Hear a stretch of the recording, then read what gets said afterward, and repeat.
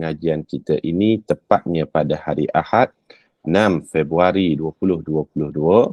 Sekarang ni 5 Julai 2023. Maknanya lebih kurang 1 tahun 5 bulan dah. Tetapi Alhamdulillah, syukur pada Allah, kita telah berjayakan ada sebanyak 38 siri pertemuan ataupun tatap muka secara online.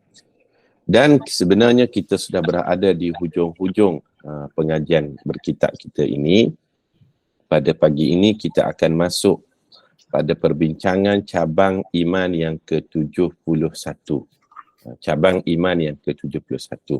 Sebelum tu saya nak mohon, sekiranya ada yang belum tutup mikrofon, pastikan kita tutup supaya tidak menjejaskan live kita pada pagi ini, insya-Allah. Kita akan masuk pada perbincangan pagi ini, cabang iman yang ke-71, iaitu tentang zuhud. Tentang zuhud. Kita akan tengok apa maksud zuhud, bagaimanakah pengertian yang sebenar tentang zuhud ini. Kita akan bahaskan dalam pertemuan pada pagi ini, insya-Allah. Firman Allah Ta'ala yang pertama dulu kita tengok. A'udzu billahi minasy syaithanir rajim. Muka surat 143. Fahal yanzuruna illa as-sa'ata an ta'tiyahum baghtah faqad jaa'a asyratuha. Maka tidak ada lagi yang mereka tunggu melainkan saat kiamat yang akan datang kepada mereka secara mengejut, kata Allah. Kerana sesungguhnya tanda-tanda kedatangannya telah muncul. Surah Muhammad ayat yang ke-18. Allah Subhanahu wa Ta'ala memberi peringatan kepada manusia yang panjang angan-angannya, manusia yang lalai, manusia yang tidak zuhud, tentang satu hari nanti apa yang kamu lalaikan itu kamu akan mengejut kerana kamu tidak bersedia untuk bertemu dengan saat kematian yang datang dengan tiba-tiba. Ayat ni lebih kepada ayat memberi amaran kepada orang yang tidak zuhud ataupun orang yang lalai, yang panjang angan-angannya sehingga lupa kepada tanggungjawab yang sebenar. Para jamaah sekalian, kita tulis beberapa makna zuhud, beberapa maksud zuhud. Apa pengertian zuhud ni? Kita selalu dengar zuhud sekian-sekian, zuhud ni mestilah orang yang berjalannya slow, cakapnya perlahan, bajunya tidaklah kemas sangat. Zuhud ni bukanlah orang yang kaya. Begitukah makna sebenar? Bukan. Maksud yang pertama zuhud, kita tulis, yang pertama makna zuhud itu adalah dia guna segala nikmat yang ada, guna mengikut apa yang diredai oleh Allah. Ini makna yang pertama zuhud. Gunakan segala nikmat yang ada, dia guna nikmat yang ada tersebut pada perkara yang diredai oleh Allah. Ini yang pertama. Nikmat contoh macam mana ni? Nikmat apa yang dia dapat? Nikmat ada telefon mahal contohnya. Ada iPhone 14, iPhone 15, iPhone 13. Dia gunakan nikmat iPhone tadi, dia join majlis-majlis ilmu, kuliah-kuliah online. Maka ketika itu, dialah orang yang zuhud. Orang yang zuhud disebut dengan zahid. Zahid itu orangnya, zuhud itu sifatnya. Faham tak? Zahid itu orangnya, orang yang zuhud. Zuhud itu sifat kepada orang yang mempunyai sifat zuhud itu tadi. Maka takrif yang pertama zuhud, dia guna segala nikmat yang ada, guna mengikut apa yang Allah Ta'ala redai. Apa-apa nikmat, contoh kan, tadi kita ada telefon, kita gunakan telefon tadi, nikmat tadi untuk join kuliah-kuliah online. Maka ketika itu kita lah orang yang zuhud. Apa lagi? Kita ada kenderaan, ada kereta. Kita gunakan kereta itu untuk cari rezeki, pergi ke masjid, pergi ke surau, pergi ke majlis ilmu. Maka ketika itu kitalah orang yang zuhud. Kerana makna zuhud, guna nikmat Allah pada perkara yang Allah redai. Apa sahaja nikmat Allah guna kepada perkara yang Allah Ta'ala redha, maka itulah maksud orang yang zuhud. Ini maksud yang pertama. Kemudian, ada beberapa takrifan. Yang kedua, makna zuhud itu ialah dia merasakan apa yang ada pada dirinya tidak terlalu dimilikinya secara mutlak. Ini makna yang kedua. Merasakan apa sahaja yang ada pada diri dia. Apa sahaja yang ada pada diri dia. Dia tidak merasakan dia memilikinya secara mutlak. Maknanya, pemilik yang sebenar itu adalah Allah. Kalau sampai satu masa Allah Ta'ala nak ambil apa yang sedang dia miliki, dia tidak terlalu sedih. Kerana apa? Dia merasakan dia bukanlah pemilik yang sebenar secara mutlak. Allah bagi pinjam sahaja pada dia. Ini takrif yang kedua zuhud. Apa dia? Apa yang dia miliki, oh ini bukan milik saya secara mutlak. Miliknya yang sebenar adalah Allah. Dia tak sedih sangat. Contoh kan, kita ada kereta, tiba-tiba tercala lah sikit. Adakah dia maki hamun, dia salahkan orang lain? Tidak. Kenapa? Biasalah kereta. Kereta baru, walaupun kereta baru cala sikit. Sebab apa? Pemilik yang sebenar adalah Allah. Dia baru je beli selipar contohnya kan. Pergi ke masjid, pergi ke surau, tengok-tengok hilang dah. Orang tertukar ambil selipar kita. Sedih kan? Sedih. Tapi adakah terlampau sedih? Tidak. Kerana dia tidak terlampau memiliki. Pemilik sebenar adalah Allah. Ketika itu, dialah orang yang zuhud. Sebab itu saya suka buat contoh. Bagi takrif yang kedua ni, orang yang zuhud macam mana?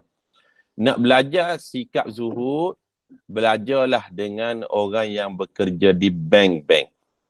Orang yang bekerja di bank tu, orang yang zuhud. Sebab apa? Dia tidak terlalu merasakan memiliki duit yang dia dapat tadi. Contoh kan, orang yang kerja counter bank tu, bila orang bagi duit pada dia, nah, 100,000 saya nak bank in kan. Nah, 1 juta saya nak bank in kan. Dia kira duit tu, dia simpan. Bila sampai satu masa, orang nak ambil balik duit yang dia pegang tadi, dia bagi balik tanpa sedikit pun rasa, oh, sayang, tu duit aku tu. Dia tak rasa begitu. Sebab apa? Dia tahu pemilik yang sebenar bukan dia. Pemilik yang sebenar adalah orang yang bagi duit minta dia simpan tadi. Itu orang yang zuhud. Ataupun kalau kita pergi ke mall-mall ataupun ke LIA ke dan sebagainya. Dia ada satu parking valet. Valet ni orang yang joki kereta itulah yang akan tolong simpan kereta kita, tolong parking. Kita hanya sampai, bagi kunci, kemudian joki kereta tu akan simpan kereta kita. Orang yang kerja joki kereta tu orang yang zuhud tu. Sebab apa? Bila orang bagi kereta kat dia, tak ada kereta tu, dia bawa balik dulu ke rumah dia ke, bergambar dulu ke, selfie masuk Instagram, TikTok, Facebook ke, tak ada. Sebab dia rasakan kereta tu bukan dia pemilik dia. Walaupun dia bawa ketika tu. Pemilik yang sebenar adalah tuan tadi. Itu orang yang zuhud. Maka kita sebut makna zuhud yang kedua adalah dia tidak terlalu memiliki. Pemilik mutlak adalah Allah Subhanahu wa Ta'ala. Ini makna zuhud yang kedua. Faham tak? Ini yang kedua. Kemudian, yang ketiga, makna zuhud itu adalah tidak menempatkan dalam hatinya kesibukan selain dari Allah. Ini peringkat yang lebih tinggilah makna zuhud. tidak menempatkan kesibukan dalam hatinya selain daripada Allah Subhanahu Wa Taala. Macam mana ni? Kita akan nampak kesannya dia tidak terlampau lelah dalam hidup dia. Dia tidak terlampau keluh kesah dalam hidupnya. Dia tidak terlampau letih dalam hidupnya. Sebab apa? Kesibukan yang sebenar adalah Allah, Allah, Allah. Alladzina yadhkuruna Allaha qiyama wa qu'uda wa ala junubihim. Dia ingat kepada Allah saat dia berdiri, saat dia duduk dan saat dia berbaring. Tidak ada yang lain yang dia ingatkan Allah, Allah. Ada masalah, ada problem, ada perkara-perkara yang sepatutnya dia selesaikan hingga menyesatkan dirinya, tidaklah sampai ke tahap itu. Kesibukan yang sebenar dalam hati dia, dalam fikirannya adalah Allah Subhanahu Wa Taala. Maka makna yang ketiga zuhud ini, maknanya apa dia? Tidak menempatkan hatinya dengan kesibukan, melainkan hanya untuk Allah Subhanahu Wa Taala. Itu ta'rif yang ketiga. Puan Niksum ada buat catatan tu tentang takrifan zuhud. Maknanya dia takrifan zuhud ni luas, bukan hanya kepada satu makna saja. Oh, orang ni zuhud, orang ni tak zuhud, tak boleh. Sebab apa? Zuhud ni benda dalam hati. Last sekali anak nak bagi 4 takrif zuhud pada malam ni, pada pagi ni. Yang keempat zuhud maksudnya ambil perkara yang halal sekadar keperluan sahaja. Itu makna yang keempat. Ambil perkara yang halal sekadar keperluan sahaja. Sekadar keperluan sahaja. Bila kita sudah cukup, kita dah tak ambil dah. Walaupun benda tu halal. Walaupun benda tu tak menjadi masalah. Yang haram memang dia tak ambil dah orang zuhud ni. Yang syubhat pun dia tinggalkan. Ini perkara yang halal. Perkara yang halal dia ambil hanya untuk sekadar keperluan saja. Bila sudah cukup untuk dirinya, dia ingat pula, oh untuk ini, oh untuk orang lain pula. Ini untuk orang yang akan datang pula. Maka siapa yang ada sifat demikian, dialah orang yang zuhud. Contoh macam mana kan? Kita pergi kenduri, contoh. Kita pergi kenduri. Boleh makan? Boleh. Semuanya halal.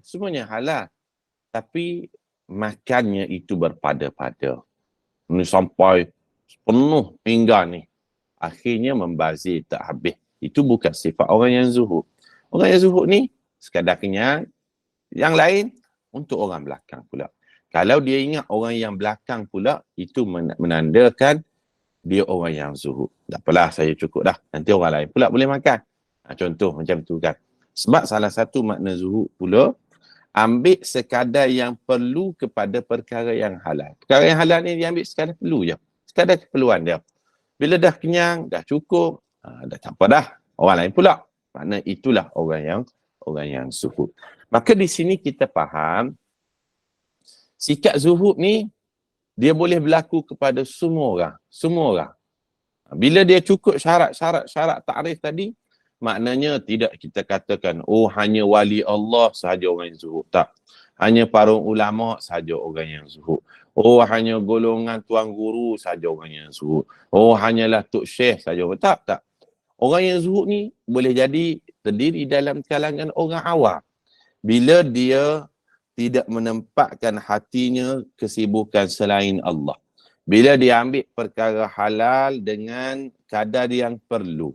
Bila dia guna segala nikmat yang ada kepada perkara yang diredai Allah. Maknanya, dia juga boleh menjadi orang yang zuhud. Maka pelaku zuhud tadi disebut sebagai zahid. Zahid. Sebab itu saya teringat satu hadis daripada Nabi SAW. Kelebihan orang yang zuhud ni bukan sahaja dia dicintai manusia, tapi dia dicintai Allah Subhanahu Wa Taala. Dalam hadis antaranya diriwayatkan daripada Sahal bin Sa'ad radhiyallahu anhu, Rasulullah sallallahu alaihi wasallam, hadis ni riwayat Imam Tirmizi. Rasulullah sallallahu alaihi wasallam ditanya oleh seorang sahabat. Ja'a rajulun ila Nabi sallallahu alaihi wasallam faqala ya Rasulullah dullani ala amalin idza amaltuhu ahbani Allah wa ahbani an-nas. Sahabat tanya kepada Nabi sallallahu alaihi wasallam, wahai Rasulullah, boleh tak ceritakan kepada saya satu amalan yang kalau saya buat, saya bukan akan dicintai manusia sahaja, tetapi saya akan dicintai Allah. Dapat dua. Dicintai manusia, dicintai Allah. Kalau nak dapat cinta manusia, mudah je. Kita bagi hadiah pada dia, kita belanja dia, buat baik pada dia. Orang sayanglah kat kita. Itu cinta manusia. Tapi nak dapat cinta Allah macam mana? Nak dapat cinta manusia, dapat cinta Allah. Maka Rasulullah sallallahu alaihi wasallam sebut, "Izhad fid dunya yuhibbukallah, wazhad fima 'indan nas yuhibbukan nas." Kamu zuhudlah, bersikap zuhudlah kepada Allah, kamu akan dicintai Allah. Dan kamu bersikap zuhud juga kepada manusia, kamu akan dicintai manusia. Bagaimana nak bersikap zuhud tadi? Ta'rifnya kita dah jelaskan, ada 4 cara tadi. Berpada-pada dengan yang halal, ingat orang belakang, orang akan sayang pada kita. Sibukkan diri kita hanya pada Allah, Allah akan sayang pada kita. Gunakan segala nikmat yang ada kepada jalan yang Allah redha, Allah akan sayang kepada kita. Tidak terasa terlalu memiliki, orang akan sayang pada kita. Perkara-perkara inilah yang menyebabkan bukan saja manusia sayang, tetapi akan dicintai oleh Allah Subhanahu wa ta'ala. Ini kita sebut dalam bab zuhud itu tadi. Jelas para jemaah sekalian. Sebab itulah, saya kadang-kadang tidak selesa. Orang kata, oh kenapa pakaian ni tak kemas ni? Pakaian buruk ni. Maka dia jawab, oh dia tu zuhud tu. Tak, zuhud ni bukan begitu. Zuhud bukan dinilai kepada luaran. Tak semestinya kalau dia pakai kereta mahal, dia tidak zuhud. Tak semestinya.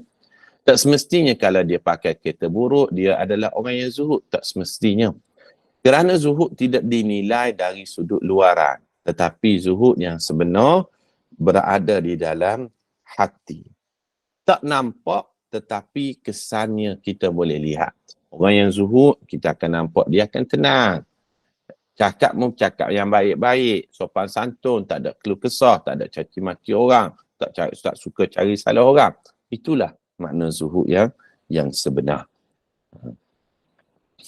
Zuhud bukan bererti kita tolak nikmat dunia dan buang segala yang kita miliki. Jangan pula bila kita belajar, oh zuhud ni sekian, tak nak dah saya dengan dunia. Bukan. Zuhud, nikmat dunia, ambil. Ambil lah. Tapi gunakan nikmat dunia tadi pada jalan yang Allah Ta'ala redai. Maka ketika itu, kitalah orang yang zuhud. Ini kita betulkan pola pemikiran kita, makna zuhud yang sebenar. Adakah makna zuhud ni kita hanya beribadat saja sehingga tak buat benda lain? Bukan. Makna zuhud, teruskanlah kerja macam biasa. Nak bersukan, teruskan. Nak berjoging, teruskan. Bukan kata hanya ibadat saja. Tidak. Sebab itu, secara ringkas saya sebut, orang yang paling zuhud ni Nabi SAW. 3 orang lelaki bertemu dengan Rasulullah sallallahu alaihi wasallam. Bila dia tanya kepada isteri Nabi bagaimana dengan ibadat Nabi sallallahu alaihi wasallam, bila diceritakan ibadat Rasulullah sekian, 3 orang lelaki ni taqalluha, dia rasa rendah diri. Oh, kalaulah Rasulullah ni ibadatnya hebat sebegitu, kami ni tak ada apa-apalah. Maka kata lelaki yang pertama, amma ana, mulai aku pada hari ni, fa inni usalli al-lail abadan wala anam. Aku akan solat malam sampai bila-bila dan tak akan tidur. Ini kata lelaki yang pertama. Dia faham zuhud ni ibadat begitu. Tidak. Kata lelaki yang kedua, ana asumud dahri wala aftir. Dan aku pula akan puasa sepanjang hari dan aku tak nak berbuka dah. Dan kata yang ketiga, wa ana a'tazilun nisa fala atazawwaju abada. Aku pula akan hidup seorang-seorang dan tak akan berkahwin sebab bimbang melalaikan. Maka Rasulullah dengar ucapan tiga lelaki ni, Rasulullah marah. Rasulullah sebut, amma ana wallahi inni la akhsyakum. Sesungguhnya akulah orang yang paling takut kepada Allah. Wa atqakum, orang yang paling bertakwa kepada Allah. Aku yang paling zuhud. Lakinni asumu wa uftir. Aku puasa dan aku berbuka. Wa usalli wa arkud. Aku salat dan ada ketika aku tidur. Wa atazawwajun nisa, dan aku juga berkahwin dengan orang. Maka faman raghiba an sunnati falaysa minni. Siapa yang menyalahi sunnahku, dia bukan terdiri dalam kalangan umat yang aku ajarkan. Maka di sini kita faham, zuhud bukan bermaksud ibadat semata-mata, tidak. Tetapi zuhud ini adalah muamalatnya, adalah buat benda-benda yang lain yang tidak menyalahi kepada hukum hakam syariat. Ini kita jelaskan secara ringkaslah hadis tersebut. Kemudian kita tengok hadis-hadis yang lain. Hadis yang pertama, hadis Anas, muka surat 143 lagi. Hadis Anas bin Malik dan Sahal bin Sa'ad, semoga Allah meridainya, dalam Sahihain. Maknanya hadis ini sahih. Rasulullah sallallahu alaihi wasallam bersabda, bu'istu ana was-sa'atu kahataini wa asyara bi usbu'aihi sababah wal wusta. Maksudnya, aku dibangkitkan dan jaraknya dengan hari kiamat, tempoh di antara kedua-duanya seperti ini. Rasulullah mengangkat dua jarinya. Baginda menunjukkan isyarat menggunakan jari telunjuk dan jari tengah. Maknanya dekat dah. Saat aku dibangkitkan, bila aku dibangkitkan, itu menandakan Nabi terakhir telah datang, dan itulah tanda-tanda awal dekatnya hari kiamat kerana kebangkitan Nabi yang terakhir. Kenapakah dimuatkan hadis ni? Nak memberi peringatan kepada kita, bersikap zuhudlah. Jangan kamu lalai. Itu maksud dia. Dan jangan terlalu panjang angan-angan. Sebab apa? Kiamat dengan kita ni di akhir zaman, jaraknya sudah hampir. Itu maksud hadis tersebut. Kemudian hadis yang kedua, daripada Ibnu Abbas, semoga Allah meridainya. Rasulullah sallallahu alaihi wasallam bersabda, ni'matani maghbubun fihima kathirun minan nas, as-sihhatu wal faragh. Dua nikmat yang manusia ramai tertipu. Yang pertama adalah kesihatan, dan yang kedua adalah masa lapang. Allahu Akbar. Kita alhamdulillah Allah Ta'ala bagi sihat dan bagi masa lapang. Kita doakan kita boleh istiqamah berada dalam majlis-majlis sebegini. Kita tidak dilalaikan dengan perkara-perkara yang tidak membawa faedah kepada iman, amal kita dan hari akhirat kita. Sebab dua nikmat ni orang sentiasa lupa. Nikmat sihat. Orang kadang-kadang dia lalai dengan kesihatan dia. Sihat, jauh dari Allah. Tapi bila sakit, barulah teringat, ya Allah, menyesalnya. Kalalah aku dulu begini, aku dulu begini. Sebab itu dalam hadis yang lain, Rasulullah sallallahu alaihi wasallam mengajarkan kepada kita, rebutlah 5 perkara sebelum datang 5 perkara, kan. Rebut 5 perkara sebelum datang 5 perkara. Irtanim khamsan qabla khamsin. Rebutlah 5 perkara sebelum datang 5 perkara. Syababaka qabla haramika. Sihhataka qabla saqamika. Wa ghinaka qabla faqrika. Ini Rasul sebut. Rebutlah yang pertamanya saat kamu ni ada tenaga, syabab. Kamu ni muda sebelum datangnya waktu tua. Yang kedua, ketika kamu kaya sebelum datangnya kamu miskin. Yang ketiga, ketika kamu kita sebut sihat sebelum datangnya waktu sakit. Kemudian rebutlah masa lapang kamu sebelum datangnya waktu sibuk. Dan yang kelima, rebutlah keperluan ketika kamu hidup sebelum kamu meninggal dunia. Ini diajar oleh kita supaya tidak lalai. Maka dua perkara yang secara manusia lupa, saat sehat dan saat waktu lapang dia. Kemudian muka surat 144, sikit lagi kita habis.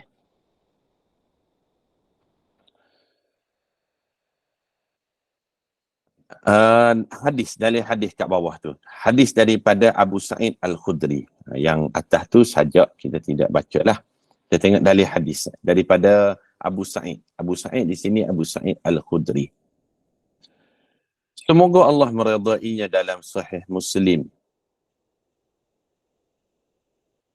Inna dunya hulwatun khadiratun. Inna Allah mustakhlifukum fiha. Fanadhara kaifa ta'malun. Fattakud dunya wattakun nisa. Fa inna awwala fitnati Israel kanat fin nisa. Maksudnya, sesungguhnya dunia itu lazat dan menarik. Sedangkan Allah menjadikan kamu sebagai khalifah di situ. Lalu melihat bagaimana kamu beramal. Bertakwalah kepada dunia dan perempuan. Kerana ujian pertama ke atas Bani Israel adalah ujian perempuan tersebut. Ini hadis yang diriwayatkan dalam Sahih Muslim.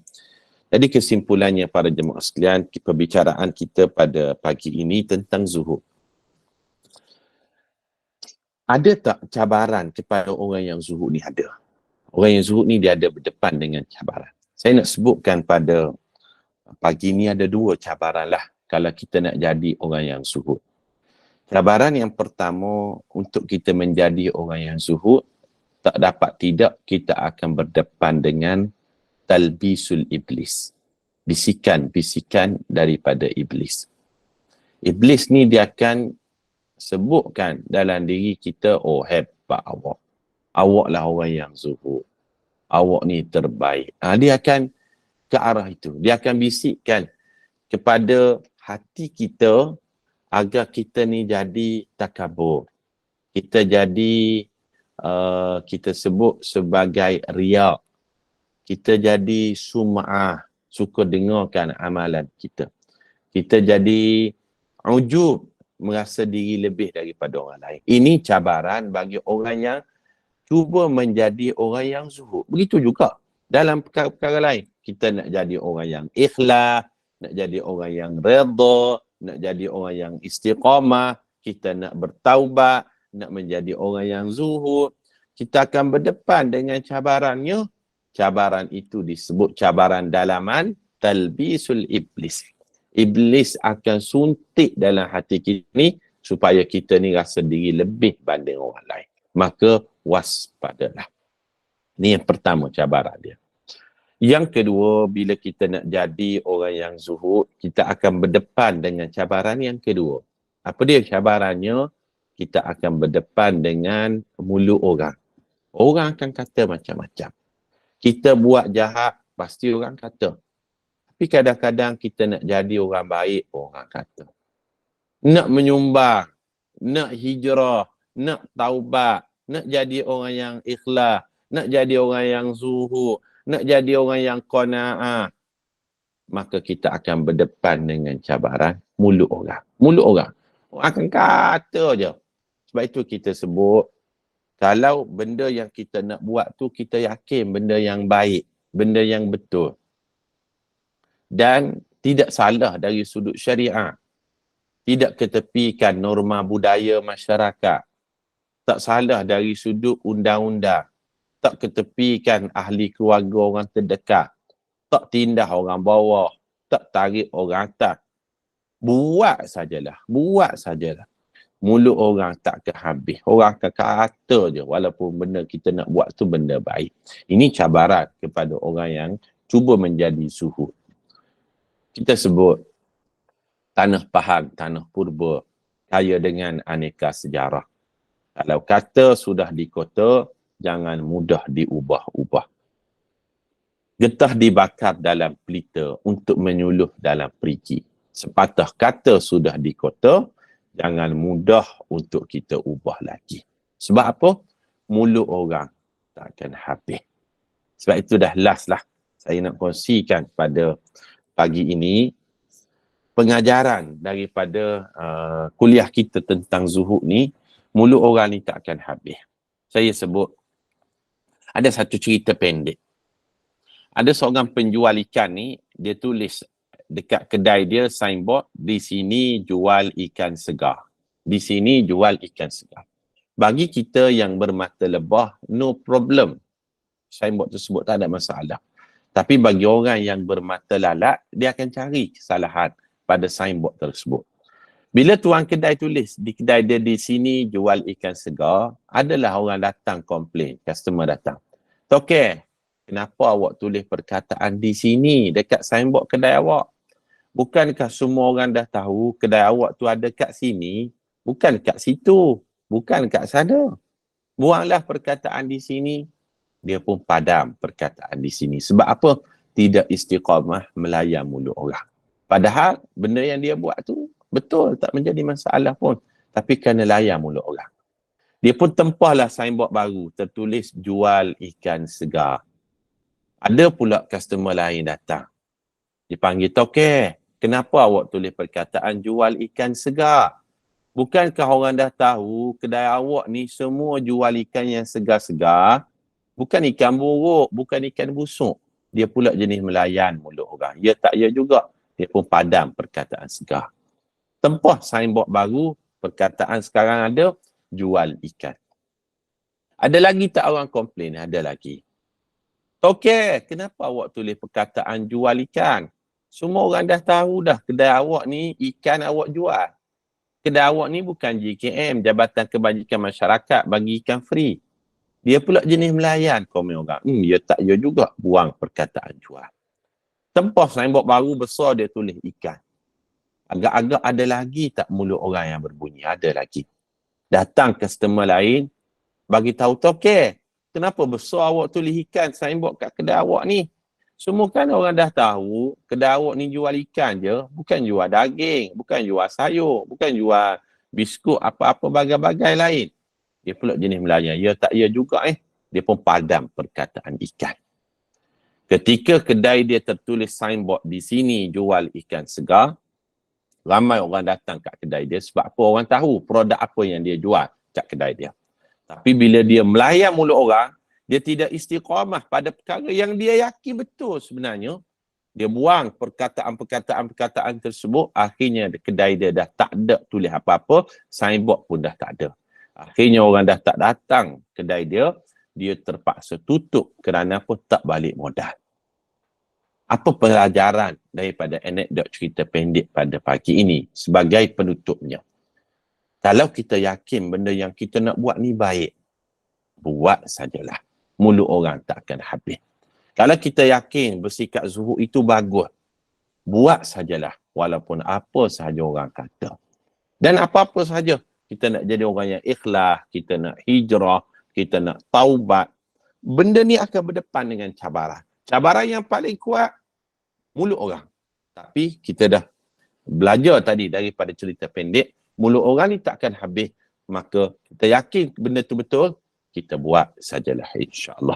Jadi para jemaah sekalian, kita berhenti dulu pada cabang iman yang ke-71.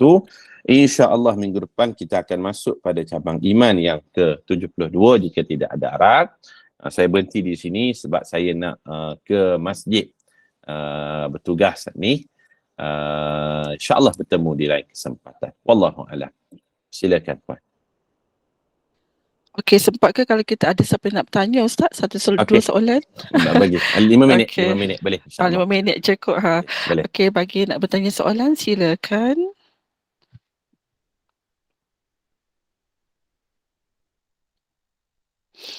Semua dah jelas tu Ustaz, senyap ni. Tak ada ya? Okey, baiklah. Jazakallah khairan kepada Ustaz Wan Halim atas kesediaan berkongsi ilmu melalui cabang iman ke-71 ini, iaitu sifat zuhud, yang mana zuhud adalah mencukupkan diri pada kadar keperluan dan dari hal-hal yang diyakini kehalalannya, dan semoga ianya memberi kefahaman dan manfaat daripada perkongsian ilmu itu tadi. Dan terima kasih kepada penaja bagi solat kuliah hari ini. Semoga Allah kurniakan keberkatan rezeki dan umur kepada semua yang membantu dan menyumbang bagi kesenangan majlis ilmu ini. Dan bagi menangguhkan majlis ilmu ini, Ustaz, saya serahkan kepada Ustaz Wan Halim untuk menutup dengan tasbih kafarah dan salam Rasul. Silakan Ustaz. Bismillahirrahmanirrahim. Subhanakallahumma bihamdika nashhadu an la ilaha illa anta nastaghfiruka wa natubu ilaik. Bismillahirrahmanirrahim. Wal 'asr innal insana lafi khusr illa alladhina amanu wa 'amilus solihat wa tawassaw bil haqqi wa tawassaw bis sabr. Terima kasih semua, bertemu di lain kesempatan. Assalamualaikum warahmatullahi wabarakatuh. Terima kasih Ustaz. Waalaikumsalam. Sama-sama. Terima kasih Ustaz. Terima kasih Puan Assalamualaikum. Sama. Waalaikumsalam. Terima kasih Kak Inan.